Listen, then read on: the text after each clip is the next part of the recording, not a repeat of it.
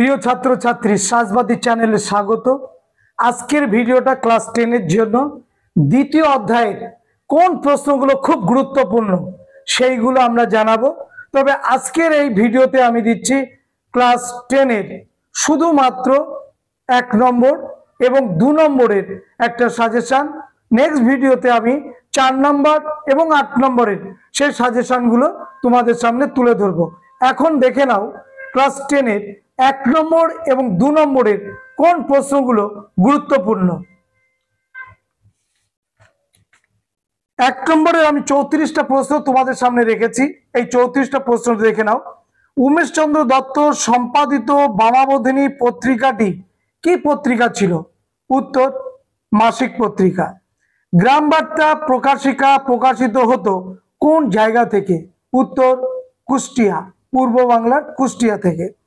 সর্বধর্ম সমন্বয়ের আদর্শ প্রচার করেছিলেন কে? উত্তর, শ্রী রামকৃষ্ণ পরমহংসদেব। নববিধান সভা প্রতিষ্ঠা করেন কে? কেশব চন্দ্র সেন। সতীদাহ প্রথার অবসান ঘটে কত সালে? 1829 সালে। সাধারণ জনশিক্ষা কমিটি গঠিত হয়েছিল কত সালে? 1823 সালে। নীলদর্পণ নাটকের ইংরেজি অনুবাদ করার পর প্রকাশিত হয়েছিল কার নামে?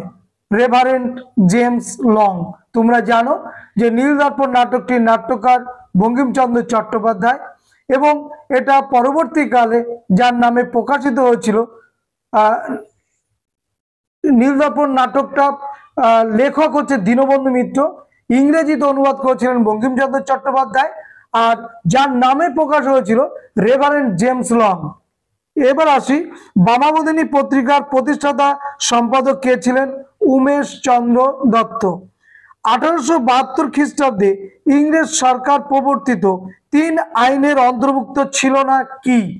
সতীদাহ প্রথা। ঔপনিবেশিক সরকারের মূল উদ্দেশ্য কি ছিল? প্রশাসনিক সুবিধার্থে কেরানি তৈরি করা। নারী শিক্ষা ও নারী অধিকারের সঙ্গে আমরা কোন পত্রিকার নাম দেখতে পাই যে এই পত্রিকাতে নারী শিক্ষা এবং নারীর উন্নতির কথা বলা হয়েছিল? বামাবোধিনী পত্রিকা বাদেও গ্রাম বার্তা প্রকাশিকা। হিন্দু পেট্রিয়ট পত্রিকার সব থেকে জনপ্রিয় করেছিল কে? আমরা জানি হরিশচন্দ্র মুখোপাধ্যায়। এই পত্রিকার প্রথম সম্পাদক কে ছিলেন? গিরিশচন্দ্র ঘোষ। হুতুম প্যাঁচা ছদ্মনাম কাজ ছিল? কালী প্রসন্ন সিংহ। তোমরা জানো যে হুতুম প্যাঁচার নকশাটা 4 নম্বরের জন্য এবার টেস্টে অনেক স্কুলে এসেছে, এটা কিন্তু অবশ্যই দেখে যাবে ফাইনালের জন্য।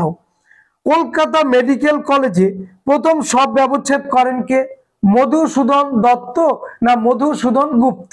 উত্তর কি হবে? মধুসূদন গুপ্ত। কলকাতা মেডিকেল কলেজটাও 4 নম্বরের জন্য দেখে যাবে, কলকাতা বিশ্ববিদ্যালয়ও 4 নম্বরের জন্য দেখে যাবে। অনেক স্কুলের টেস্টে কিন্তু এই প্রশ্নগুলো এসেছে।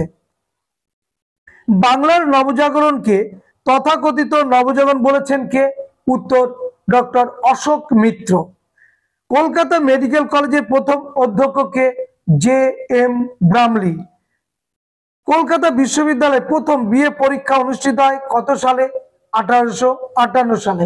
কলকাতা বিশ্ববিদ্যালয় প্রতিষ্ঠা হয় কত সালে? 1857 সালে। কার সুপারিশের ভিত্তিতে কলকাতা বিশ্ববিদ্যালয় প্রতিষ্ঠা হয়েছিল? স্যার চার্লস উডের ডেসপ্যাচ বা উডের শিক্ষা দলিলের ভিত্তিতে। 3টে বিশ্ববিদ্যালয় এই সারা ভারতবর্ষে গড়ে উঠেছিল, কলকাতা, বোম্বাই এবং মাদ্রাজ।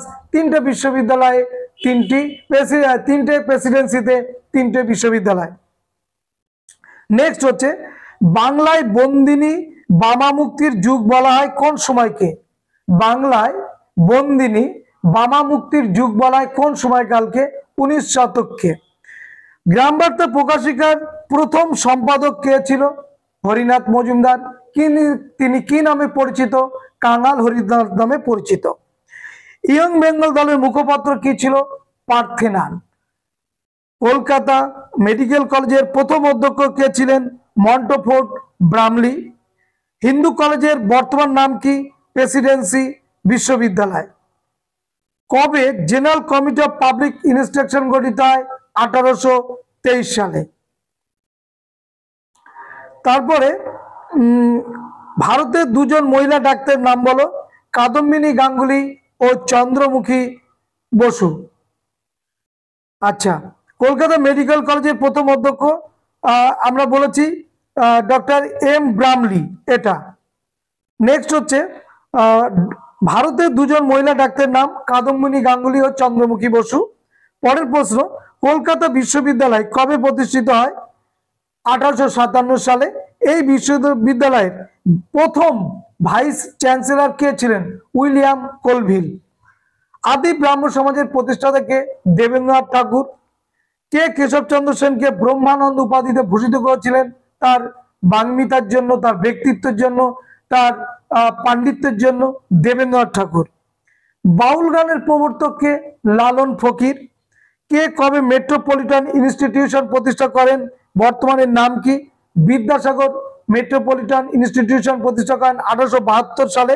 বর্তমান নাম কিন্তু এর বিদ্যাসাগর কলেজ। স্বামী বিবেকানন্দ বিশ্ব ধর্ম সম্মেলনে যোগ দেন কোথায়, কত সালে? আমেরিকার শিকাগো শহরে 1893 সালে। রামকৃষ্ণ মিশন প্রতিষ্ঠায় কত সালে? 1897 সালে। ম্যান মেকিং রিলিজিয়ান, এই কথাটা কার? স্বামী বিবেকানন্দের। কলকাতা মাদ্রাসা কবে প্রতিষ্ঠিত হয়? 1781 সালে। কে প্রতিষ্ঠা করেন? Warren Hastings. বাংলার কোন শতককে নবজাগরণের শতক বলা হয়? 19 শতককে।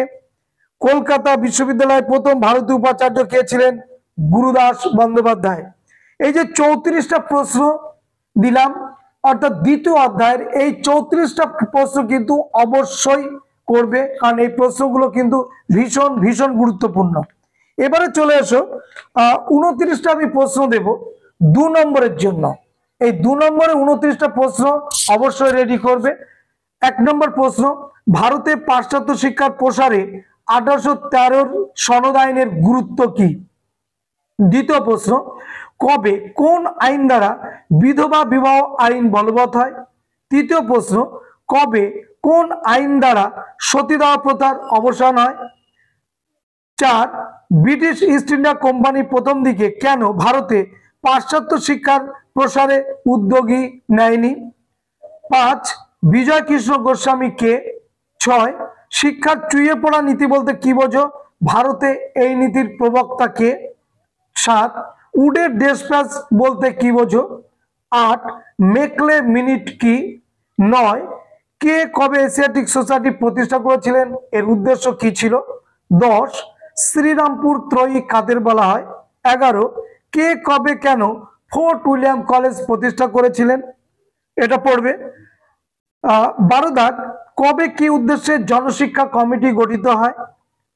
13 দাগ, নীলকররা নীল চাষীদের ওপর কিভাবে অত্যাচার করত? 14 দাগ, সংবাদপত্র ও সাময়িক পত্রের মধ্যে পার্থক্য কি? 15 দাগ, নব্যবঙ্গীয় বা ডিরোজিয়ান কারা? তাদের আন্দোলন ব্যর্থ হলো কেন? 16 দাগ, সমাজ সংস্কারে রামমোহনের অবদান লেখো। 17 দাগ, নববিধান কি? 18 দাগ, এদেশে পাশ্চাত্য শিক্ষা বিস্তারে খ্রিস্টান মিশনারিদের প্রধান উদ্দেশ্য কি ছিল? 19 দাগ, সমাজ সংস্কারে নব্যবঙ্গদের ভূমিকা কি ছিল? 20 দাগ, কারা কেন সাধারণ ব্রাহ্ম সমাজ প্রতিষ্ঠা করেন? 21 দাগ, ভারতের প্রথম ছাত্র সংগঠনের নাম কি? এটি কে কবে প্রতিষ্ঠা করেন? 22 দাগ, বাংলার নারী শিক্ষা বিস্তারের রাজা রাধাকান্ত দেবের ভূমিকা লেখো। 23 দাগ, 3 আইন কি? 24 দাগ, হান্টার কমিশনের 2টি সুপারিশ লেখো। 25 দাগ, ব্রাহ্ম সমাজ আন্দোলনের ফল কি হয়েছিল? 26 দাগ, ভারতবর্ষীয় ব্রাহ্ম সমাজ কেন বিভক্ত হয়? 27 দাগ, হাজী মোহাম্মদ মহসিন তিনি কে ছিলেন? 28 দাগ, কে কবে কি উদ্দেশ্যে আত্মীয় সভা প্রতিষ্ঠা করেছিলেন? 29 দাগ, ব্রাহ্ম সভা কে কবে কি উদ্দেশ্যে প্রতিষ্ঠিত করেছিলেন? এই প্রশ্নগুলো অবশ্যই তোমরা দেখবে এবং এই প্রশ্নগুলো কিন্তু রেডি করবে। আর ক্রাশ কোর্সে যারা ভর্তি হতে চাও এই কয়েকদিনের জন্য অবশ্যই যোগাযোগ করবে, আমাদের নম্বর দেওয়া আছে ইনবক্সে, ওইখান থেকে যোগাযোগ করবে। সমস্ত প্রশ্নের উত্তর সহ নোটসগুলো পাবে এবং যা যা ক্রাইটেরিয়া আছে সমস্তটা যোগাযোগ করলেই আমরা বলে দেবো। দেখা হবে নেক্সট ভিডিওতে। সবাইকে ধন্যবাদ।